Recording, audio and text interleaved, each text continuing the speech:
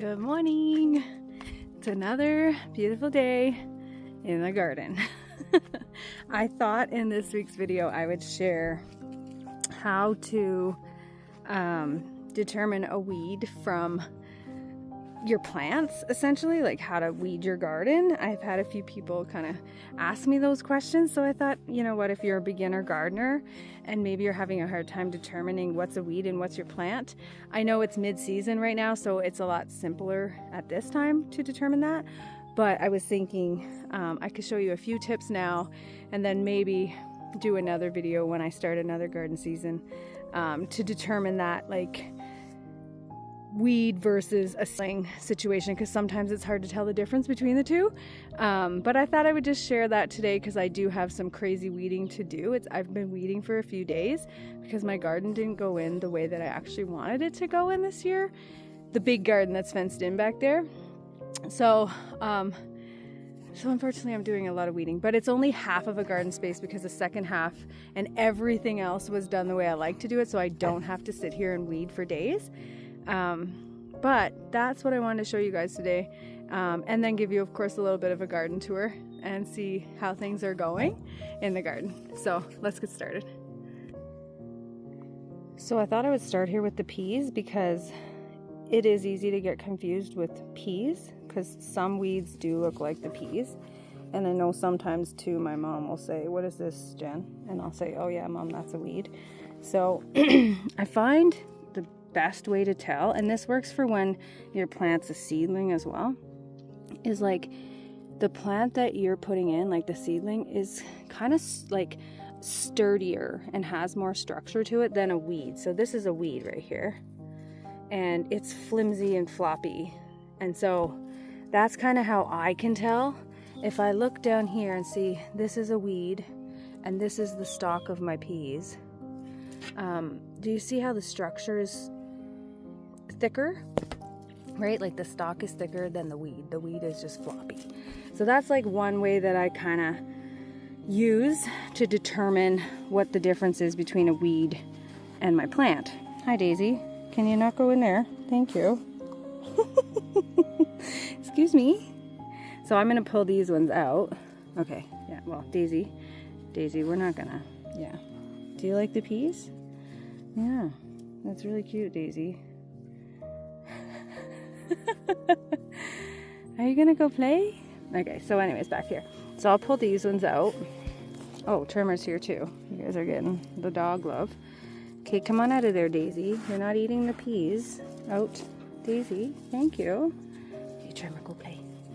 They're so used to me. I've been harvesting berries like crazy, and they like to hang out with me, and like if I drop a berry, then they get excited about that because they eat it.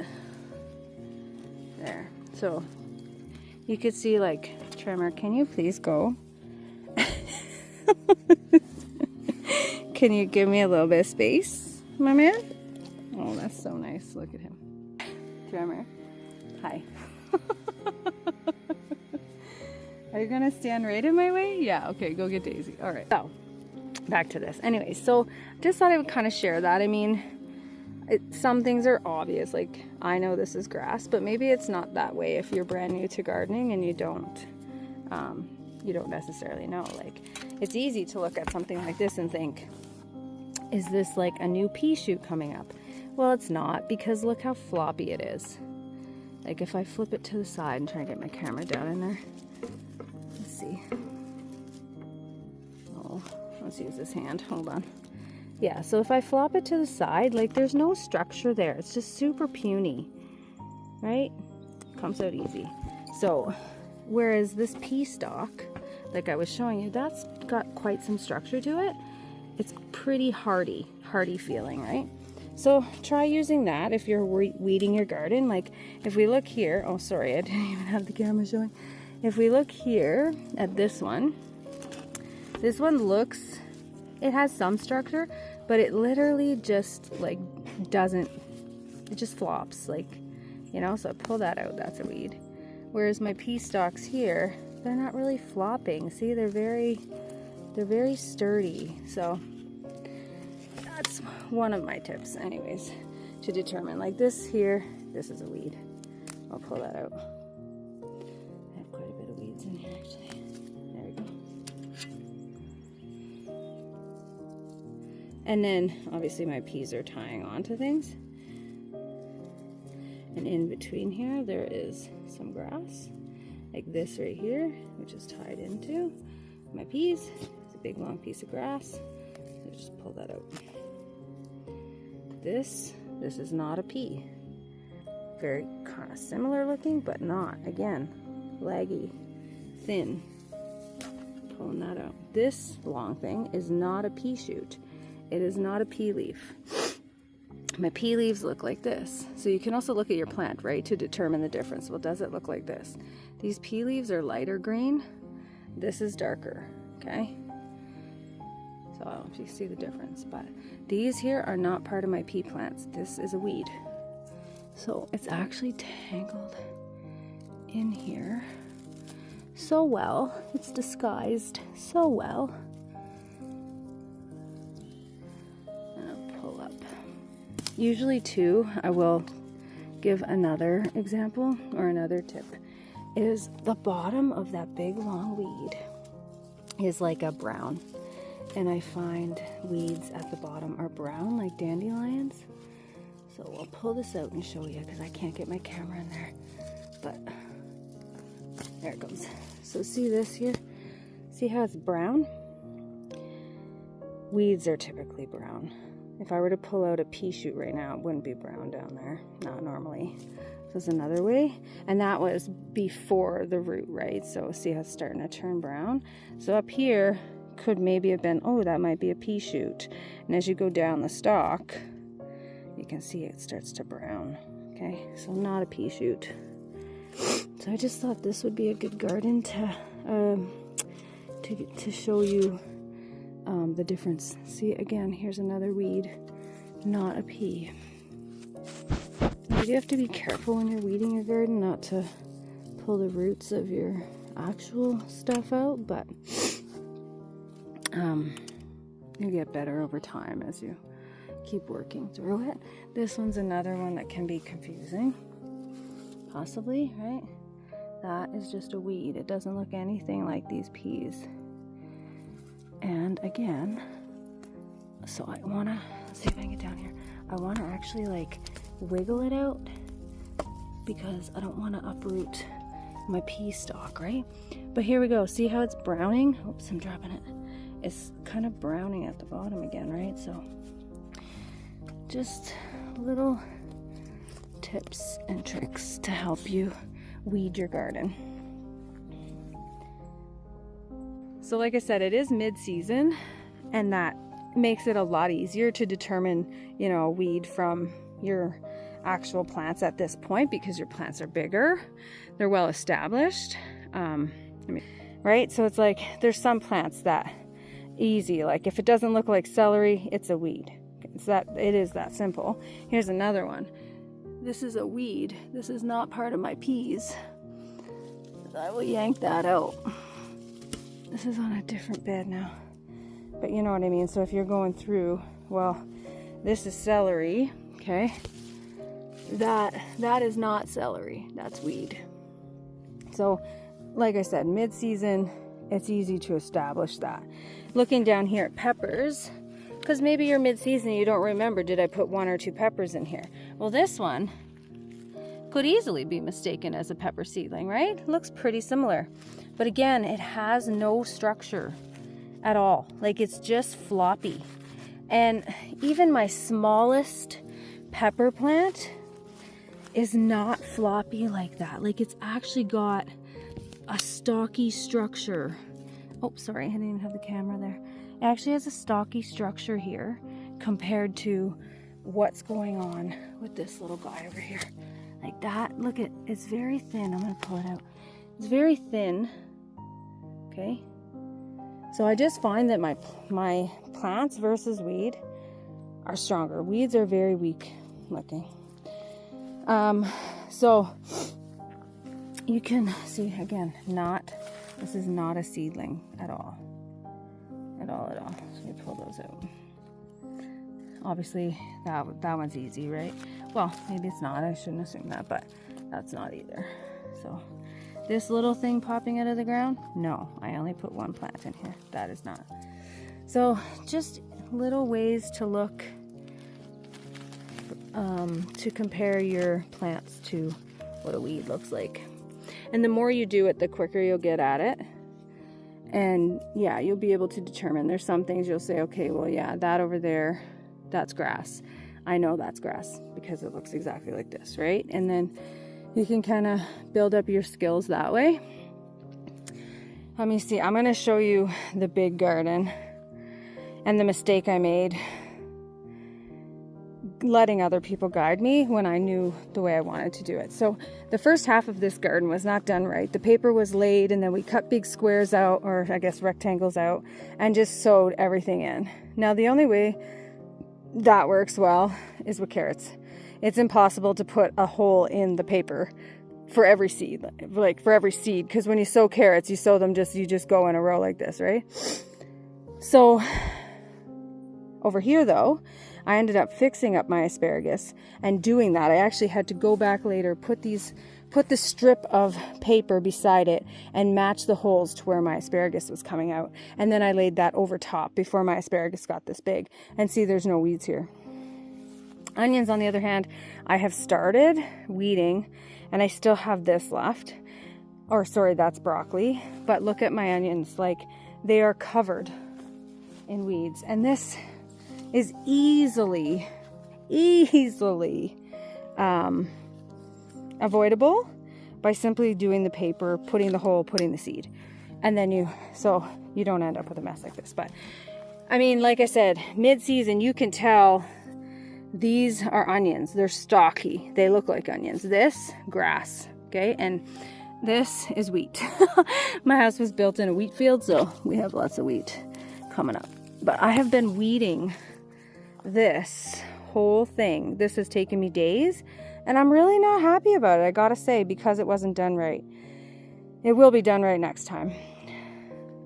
And what I do in the case of carrots is I still put the weed paper down. So I'm going to use these onions right here as an example. These are also onions, and there's no, like, the only weeds that are coming up is where onion holes are that didn't germinate at all. So that's just a weed. But other than that, this is not a crazy weed spot. So here we have an onion for sure and a weed. So I'll pull this weed out.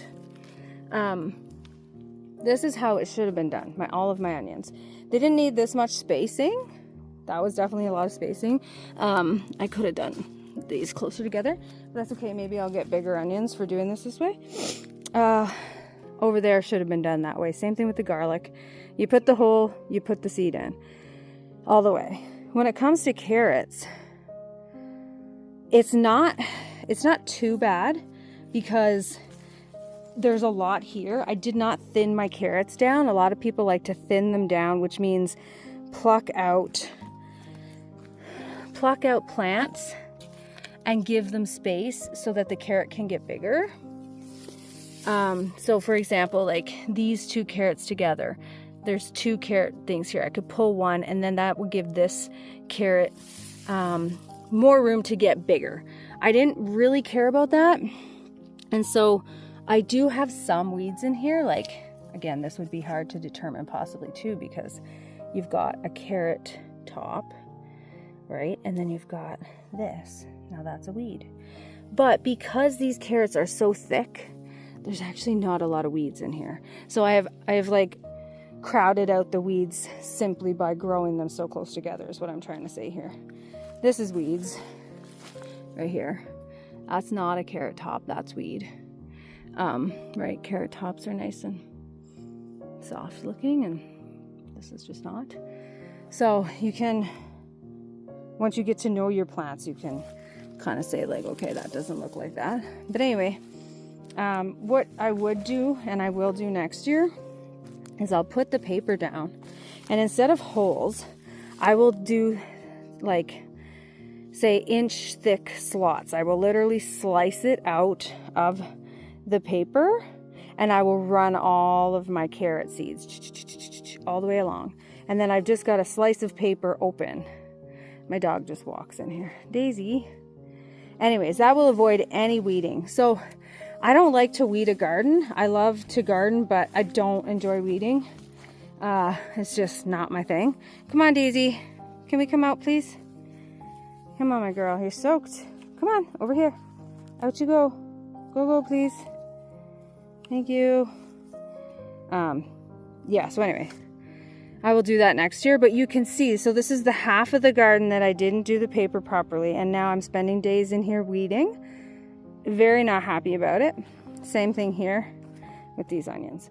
But then when you get down to the back half, I did things properly, and there's no weeds in here except in the few holes that things either didn't germinate or they're coming up alongside of them, and I have to pick a few.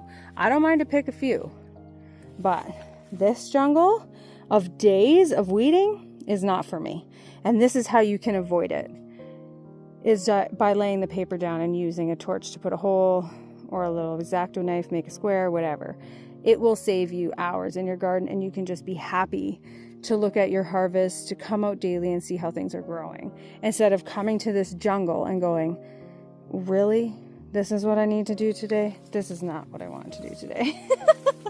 Or for the next week, for that matter. Another little tip I wanted to say too is if you're growing onions, you can see like this onion, for example, the bulb is now sitting up. So this is a good onion that's actually going to be ready to harvest soonish.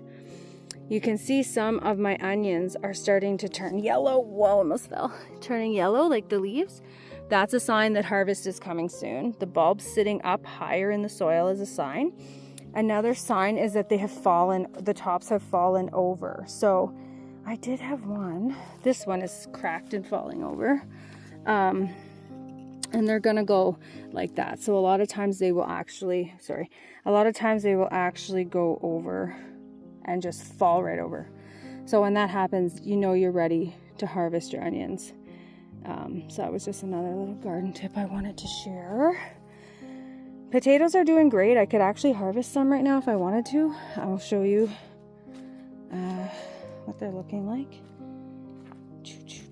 Come in here. I think it was in here. I think I have some potatoes. See there? I actually have a nice sized potato there. So I'm just gonna bury that back up. Another tip I will share is, oh boy, look at this thistle. Sorry, I'm distracted. But this is a thistle. This is not potato.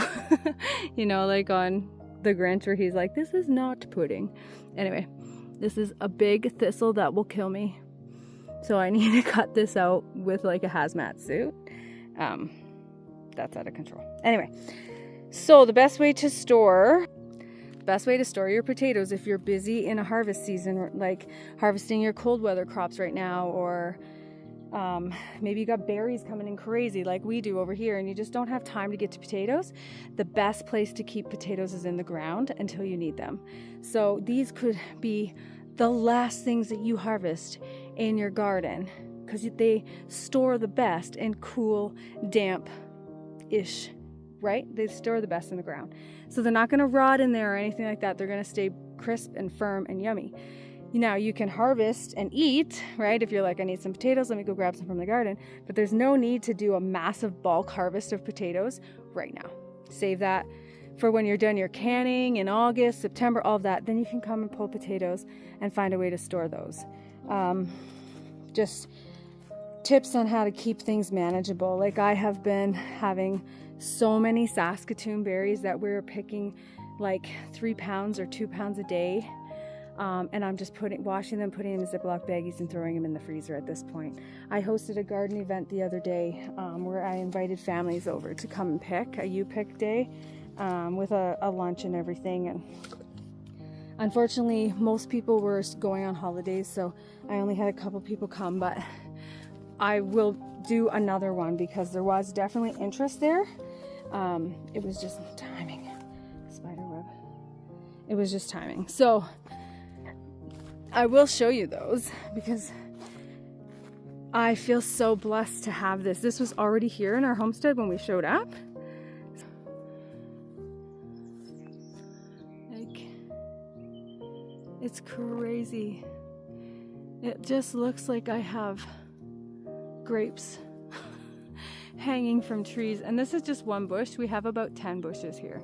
Like, this is all Saskatoon berry bushes. So yeah, we want to share with the community and have community events in the garden, like garden events is a dream of mine. So that was just the very first time I ever did that, and it was so much fun. We have some strawberries coming in nicely. They're really big, coming in so nice. I fenced this the most ghetto way you could fence a fence ever. I literally used my garden hoops as posts and clothes pegs to hold the fencing to it. I just need my dogs to stay out because my dogs are going in and nibbling.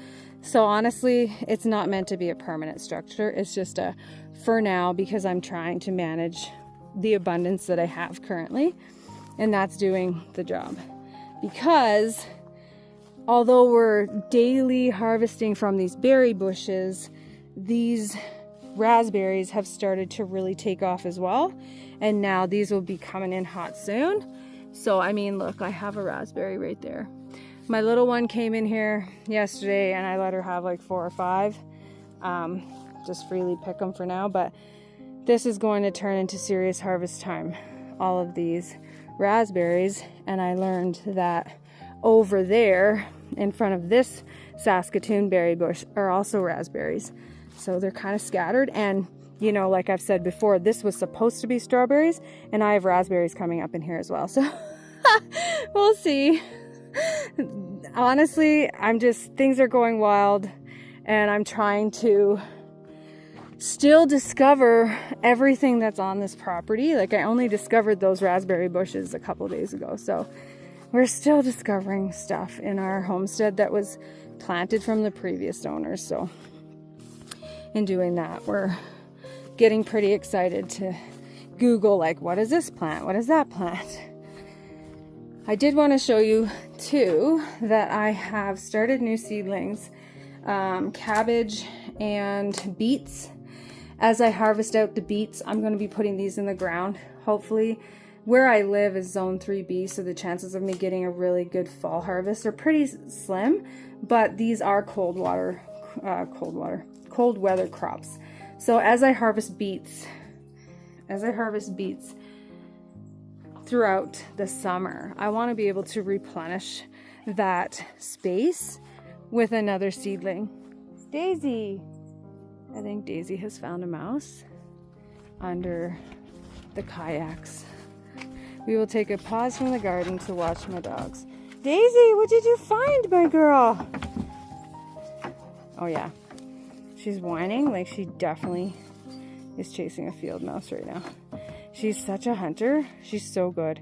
She literally came up to me, like, I think it was a couple days ago or something, with a dead bird in her mouth. Like, she is definitely a hunter, and she's on, listen to her. She's on the trail of something right now. Anyway, so I just wanted to give you guys this garden tour, sort of maybe beginner tips if this is your first garden, or you know, maybe you had a better garden season this year and now you're dealing with abundance too, and you know, the water we've had this season has brought on a lot of weeds, and if you're struggling to find what's the difference, I thought I could do a little bit of a educational video this week to kind of give some tips about that. If this is something that you enjoyed or you learned from, if you could leave me a comment, I would really appreciate that, because then I can do more sort of educational things. I'm not saying I'm a professional. I've only been doing this I've been at this for 10 years, but this is probably my most successful year, and I've just been layering on my experience every year, right? So, and you will continue to do that. I will continue to do that too, like things I've learned. So, example, I need to show you guys. I hope you laugh at this, because I am. I accidentally planted a pumpkin patch in the middle of my garden. I thought it was squash because I didn't label that one. So there's lesson number 1. Make sure you label your seedlings like right away when you put the seed in so you remember. Especially if you're a mom like me and you have scatterbrain and you're doing a million things and then you put the seeds in and you're doing other stuff and then you're like, what the heck did I just put in here? So let's do that. Let's be vigilant about labeling seedlings because you will end up with a pumpkin patch in the center of your garden. So I asked you last week, does anybody know what that ball squash is? And it just hit me the other day. I'm like, it's a pumpkin.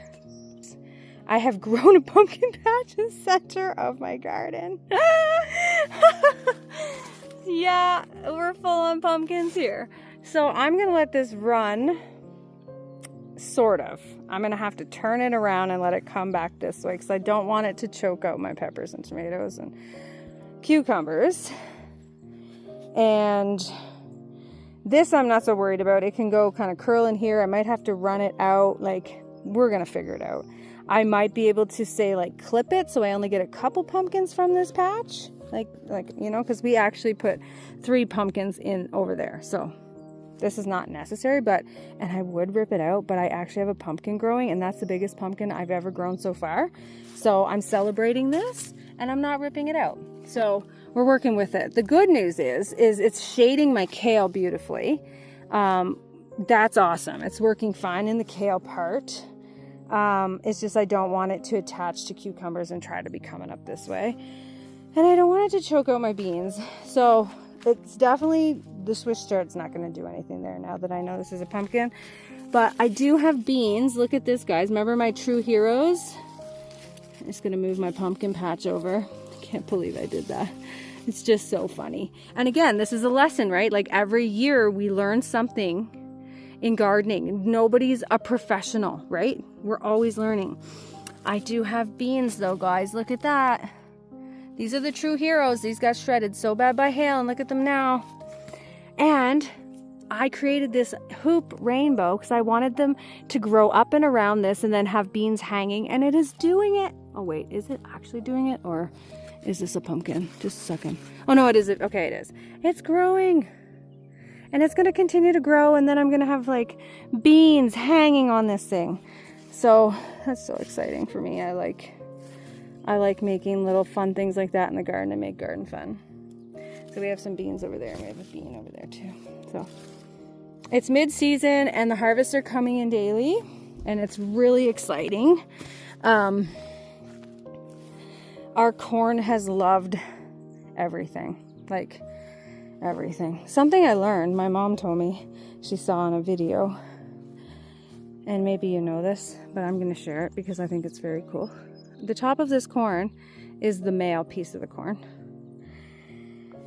And all of these strings that everybody takes off of their corn on the cob, all the hair, is the female. And every piece of strand, like every strand of hair, is connected to a kernel on the cob. Isn't that crazy? I find that crazy. I always thought this was a waste, like a pain in the butt to take off. But without this, you wouldn't have corn on the cob at all. Pretty neat. Very, very neat. So, anyways, the garden's doing great. I will say that I'm very proud. And I am extremely grateful for everybody that is here with me. I see I've got a few new subscribers. So welcome to our garden, to our homestead, to our space. It is just getting started. This is the first year, and we decided to put our focus in gardening. Next year, we will have our chickens back, and we will have apple trees. We'll put in a bit more in our orchard. So like, this is just the beginning. So I really, really, really, really appreciate you showing up every week and supporting me and my journey. And I really want to help you through my experiences, and I want to give inspiration as well. Maybe you're not in a situation to garden, and I want to be there to tell you that you could even just do a planter on an apartment deck and have one pepper plant and one tomato plant and maybe some lettuce, and you have enough for, a salad. Just know that I'm here for 100% inspiration. And if there's times where I could teach you something or give you some tips of the stuff that I've learned, that is what I enjoy doing. And it's just my perspective and it's my experiences that I'm sharing. There's so much information out in the internet. And I'm not about that. I will share some cool information that I find, but I'm not here to like overwhelm you with a bunch of information and stuff like that. I'm just here to simply inspire to keep gardening.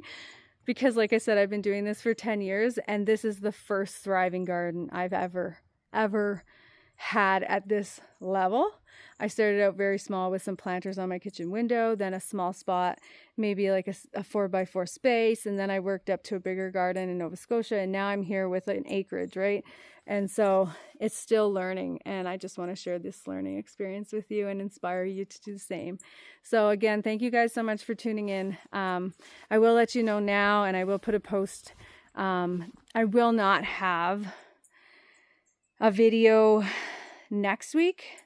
I'm going to a week-long series of concerts called the Big Valley Jamboree.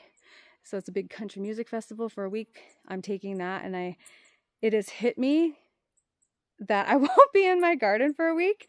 So you can really look forward to the week after's video, because you and I both will be excited to see what has come up in a week. Well, 2 weeks at that point for you guys. So I really look forward to seeing you guys then. And I may share a short or two of the concerts and kind of keep you a little bit updated of how things are going. But again, thank you all for being here. It is just such a blessing, and I am extremely grateful to be able to do this and help to inspire and educate. And if you did get any kind of inspiration or learned anything from this video, leave me like even a heart in the comments. Just let me know you're here. I love reading your comments and I love responding to them, and I think we could create this most beautiful garden community and just garden love.